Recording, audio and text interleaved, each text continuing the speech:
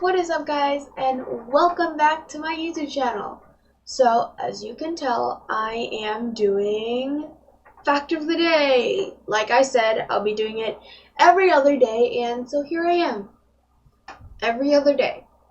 So, let's get started. Random things we all did as a kid. My childhood was way different than yours. I know that. Because it was interesting in a sort of way, But I'm sure we have things in common. That sounds really creepy. So let's just jump right in, Number one, drawing the sun at the corner of literally every drawing that you made. Like that. It's every drawing that I've ever made has a sun in the corner because I still do it to this day because it's so easy to do. And trust me, I know you do it. Don't lie to me. I know you do it. Drawing the sun in the corner of every picture is just easy. I know it's not pretty. Well, I'm not a very good artist, but it's easier than you think. And it's really easy to color instead of like going in a circle in the middle of the page. It's like, you can just do it in the corner. Make a little slice of pizza right there and be like, I color it in. Oh, this one is funny. Now you see, that is supposed to look like a Mr. Sketch marker, but it's not. So let's, for the sake of this live, just imagine that it's a Mr. Sketch marker. Just imagine that it is. Have you ever smelled a Mr. Sketch marker? It smells so good, but when you're in class and you smell it, and it actually accidentally gets on your nose, and then your teacher's just like, is that you have something on your nose? And you're just like, oh, that's nothing. I was just smelling Mr. Sketch markers because to relieve my stress, you've been talking all day today, and I'm tired. I just want to relieve my stress, and you wouldn't let me go outside, so I gotta do what I gotta do, This is my idea how to relieve stress because you're very stressful, teacher. You very are. So, moving on. The next one. Oh, this one's funny. This has happened too many times. Cutting your hair without your mom knowing. Well then, I assure you that most girls have done this before. I'm not saying that boys haven't, but I'm just saying girls have done this before boys have. Like way more times, okay? I had a hairbrush in my hair, and it was stuck there, and I couldn't get it out because I thought if I just curled a hairbrush in my hair, I could get my hair to be curly, but then I curled it and it wouldn't get out. So I decided to do something really dumb, and I cut my hair with scissors, and then I came out looking like a hedgehog. And I always, for a whole year, I think my hair now only goes up to, there's like pieces of hair that only goes up to here, because of how short my hair was when I cut it.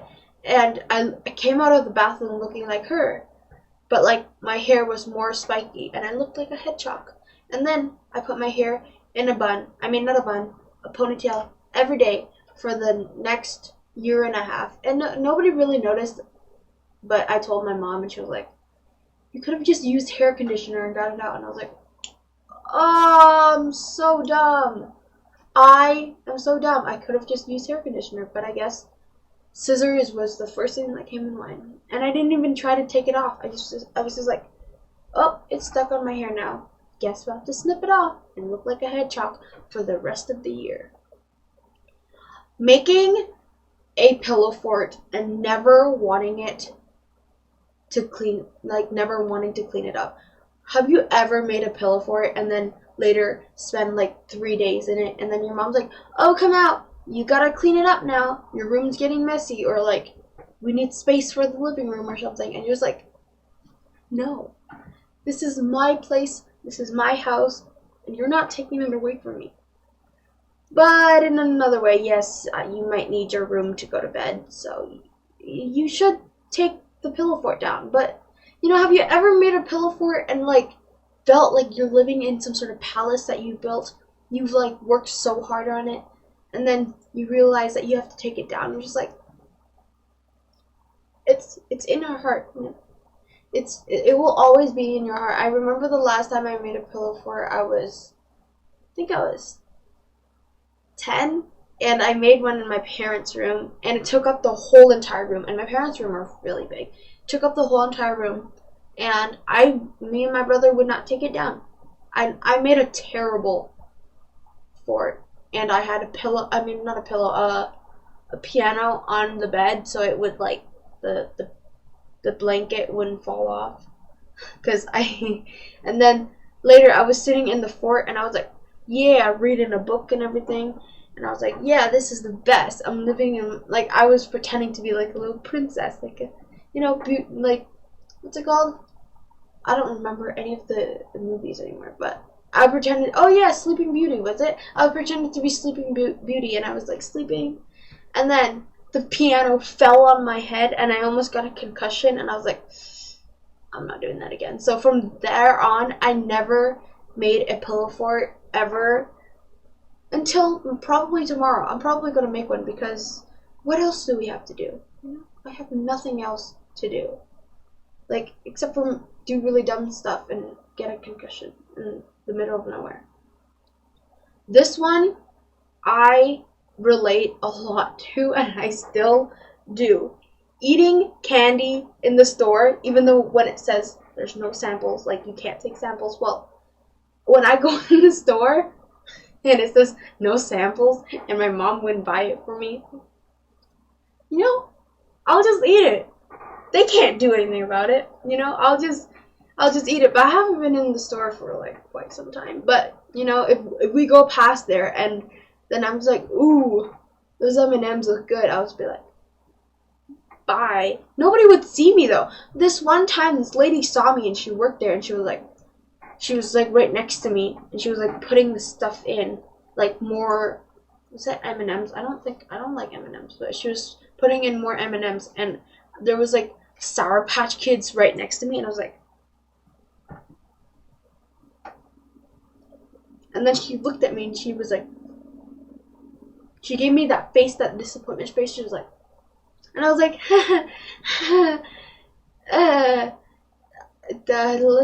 do you work here? And she was like, yeah, I work here. And then she just turned around and started walking off. And I was like, oh, so that you just, because there was a big board, and I think I was in, like, Superstore or something, and it said no samples. And I was like, from now on, I'm gonna eat, you know, I'm just gonna keep eating. And I did. I just kept eating until my mom looked around, and I was like, no, okay. These were my childhood memory. I remember, okay, I had one when I was 5. I think I was 5. And I assure you, every kid has done this. Everybody has had one of these pens and have tried to push the buttons, all of them, like all of the buttons down at the same time. And if you don't know what these pens are, these are just like multicolored pens that have some sort of weird science that I never understood, because they're like, how many? Like, at least like 10 colors on that pen, and like you can press like I don't know, blue, and then the ink would turn blue, and you would press like pink, and then the ink would turn pink, and you would press like, I don't know, what color are they, like purple? It's just purple. I've never heard of purple pen ink. That's just weird. But you press down purple, and it would be purple, and I never understood it until one day I broke it apart, and I still didn't understand it. I still didn't. And then I was really sad that I broke it, but, you know, it's fine. I never got another one. I really wanted another one, but I had one, and I bought it from the library. Yes, where I was from, you can buy stuff at the library. I bought it from a library, and no, my auntie got it for me, or something like that. I bought it from the library, and 3 days later, I broke it, and I was really sad. But still, I was like 5. I didn't know what to do. I didn't know how a pen works. And I still don't. I really should do more research on that pen, but, you know, they don't really exist anymore. They're literally extinct. They're, like, extinct. So, yeah, that's... Oh, this one. Pretending that you're drunk after drinking Coca-Cola from a wine bottle. I mean, a wine bottle? Like a wine cup. Well there, my friend. Drinking Coke from a wine cup? That's weird. That's just... Okay, I have done a lot of good things. I haven't done that yet. Okay, I haven't done that yet. So let's keep in mind, I'm not that weird, you know, but I've still done some weird things. But you can relate to me. I have not drank Coca-Cola from a wine cup, but I have drank, what was it? Apple juice, yes. And I after drinking it, I thought I was drunk. And I was like, me and my brother drank it, actually. And then I thought I was drunk, and I was like, And then I realized it was apple juice, and I was like, oh. And then my parents were just like, you little kids. It was funny. We were on, like, a little vacation thing, and I was pretending that I was drunk in the middle of a hotel 12 a.m. at nighttime. So, yeah. Watching the Raindrop Race. Have you ever been in a car and then it's just raining and you just look outside and you're like, ooh, those 2 raindrops. I'm going to fight and see which one is going to win. This has happened too many times. And I end up fighting myself.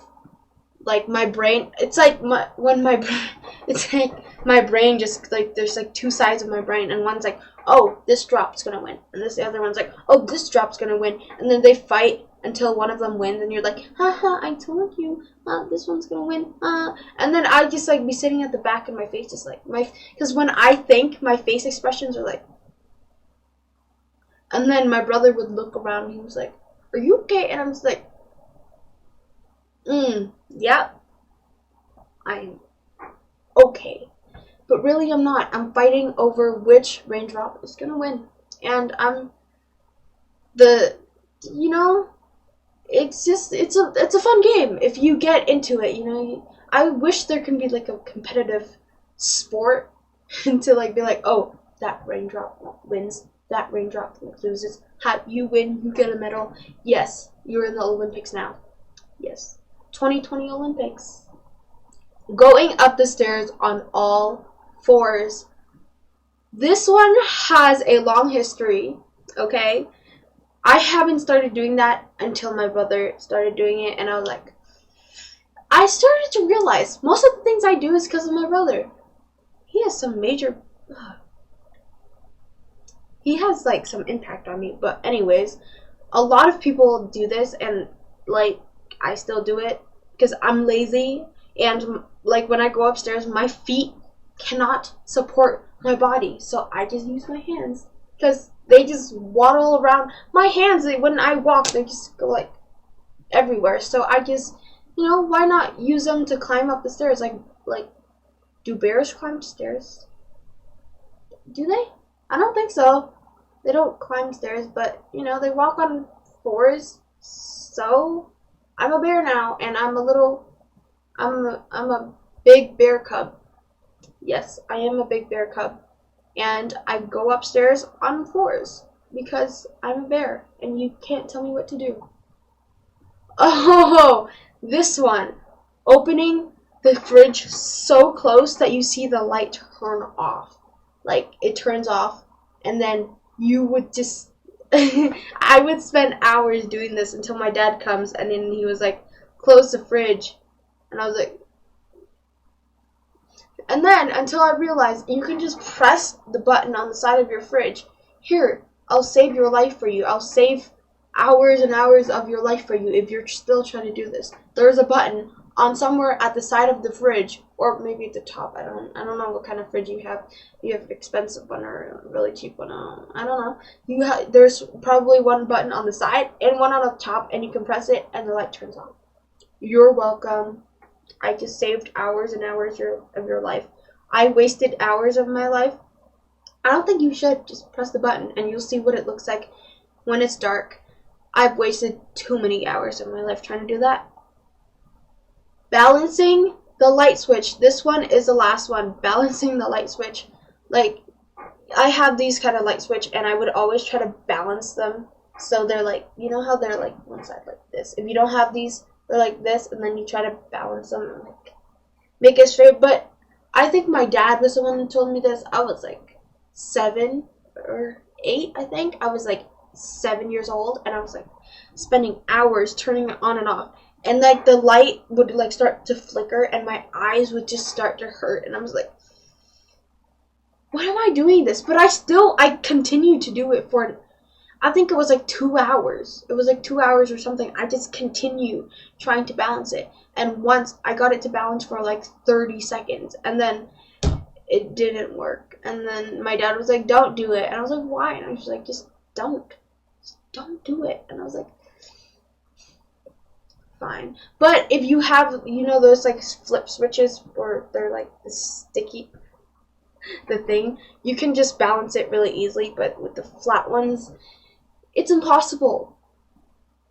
Only if you're Jesus and you can do some sort of weird magic. But it's I've tried. I don't think it's possible. I've tried and I've wasted hours of my life. Don't recommend that. So thank you guys so much for watching this fact of the day. I will be doing a fact of the day every other day, so every 2 days. No, today, and then I skip one day, and then I do another day. That's what I meant. Okay. So subscribe to my YouTube channel. Follow me on Instagram at SuperCjP. Thank you guys so much for watching, and I hope you enjoyed this live or video. Bye!